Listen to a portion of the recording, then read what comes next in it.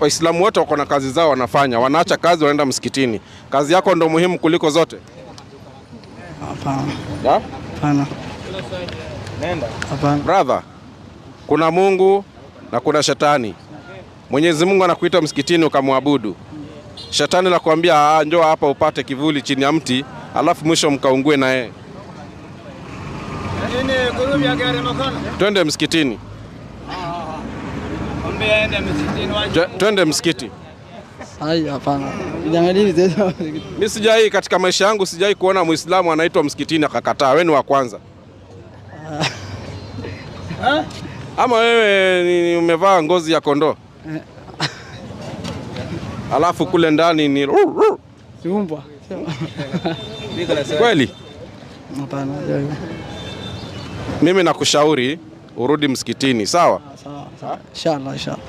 Kesho nikikupata hapa chini ya mti, ujaenda kuswali, nitakubeba juu. Sawa. Sasa hii nakuachia labda uende ukaoge. Si ndio? Twende msikitini ukaoge.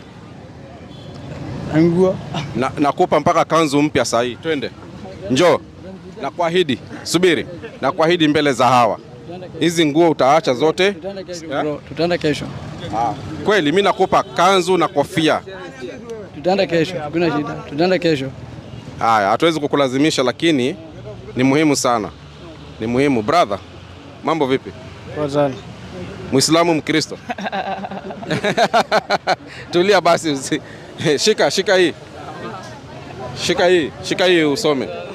Haya, mpendwa mtazamaji, kwa siku ya leo sina budi kukatizia hapa. Najua kuna maswali mengi, lakini mengine utaniuliza hapo nje. Ama unasemaje?